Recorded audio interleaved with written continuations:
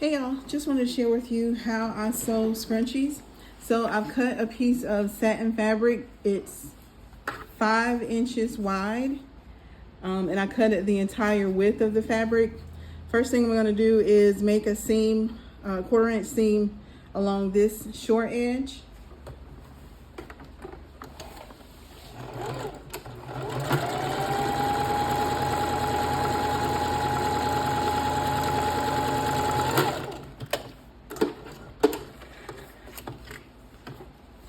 And you can just finger press the seam open, or not, you don't really have to. The next thing I'm going to do is open this up. So right now you've just got a long tube.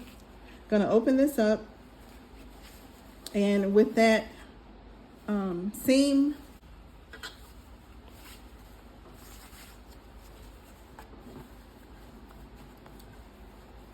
right, so next we're going to close up the tube. So the line that I stitched, I'm matching the ends here. And if I had pressed it with an iron, it'll stay open easier, but it'll be okay. I'm just gonna hold it open with my fingers, using a clip to close that in. And then I'm going to stitch along this edge, the entire length of the tube, making sure I'm not catching this part that's in the middle. And then as I'm sewing, I'll pull this through the opening until the whole thing is completed.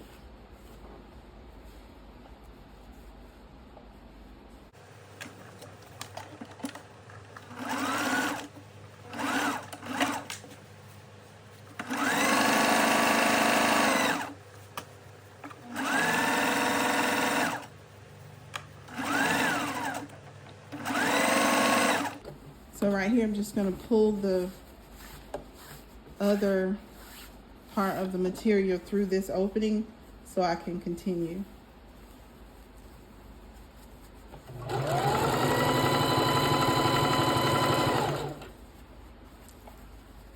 You just sew down as far as you can go and then continue to pull it through as you get to the end.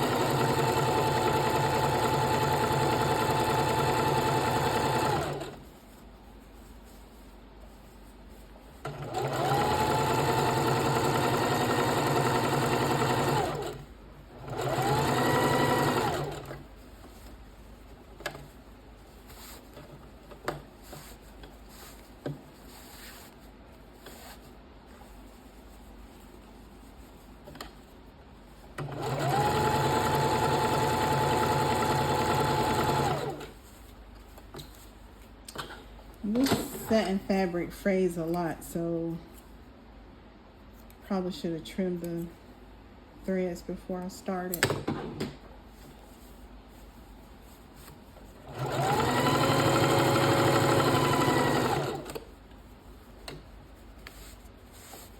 Okay, I think we're, yeah, almost at the end.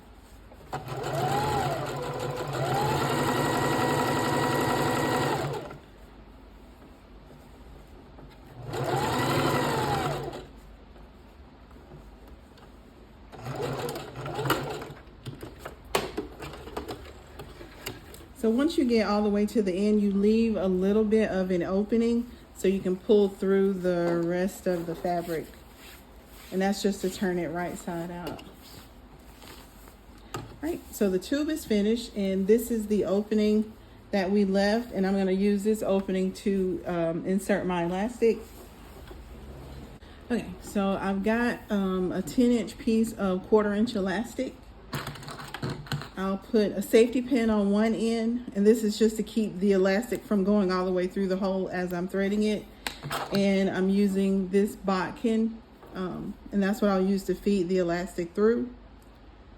So just gonna attach this, and we'll start to feed it through. So I'll just stick this in the opening and just push it through making sure I don't push like the whole, or yeah, push the whole elastic through. If I do, I've got the safety pin on the other end, so I can just feed it back the other way.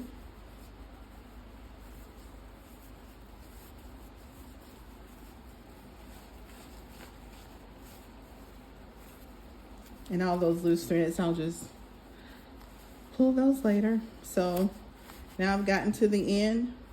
I'm gonna take my bodkin off and remove the safety pin. So some people will overlap these ends and stitch the elastic together. For this one, I am just going to tie it in a knot. Make sure it's tight. And then I'll just trim off the tail. Right. And then you just fluff it through, trim the threads. With this fabric, if you don't handle it a lot, it won't fray as much, but you can always just trim the loose threads when you're done. Or use a different type of fabric. And then after you finish putting the elastic in, you just want to close up the end. You can either sew it on your machine or you can slip stitch it by hand. And that's really it. I'm not going to close it up right now just because I don't feel like changing that thread. I sewed it with black. But that's it. You've got your jumbo scrunchie. If you wanted a scrunchie that was not as full, you would just use a smaller piece of fabric. So this fabric is 58 inches wide. So this scrunchie is the entire width of the fabric minus the selvage. I did trim that off. If I wanted a smaller one, like for a child, then I would just do half. So I would do a 30-inch length of fabric. And it doesn't necessarily have to be as wide. Like this one is 6 inches wide, just because I'm using, that's how wide my ruler is. But you could make it even smaller. For a little girl or a little kid, I probably wouldn't do smaller than like 3 or 4 inches wide, but it's personal preference. And that's it. So this is how you would make a jumbo scrunchie.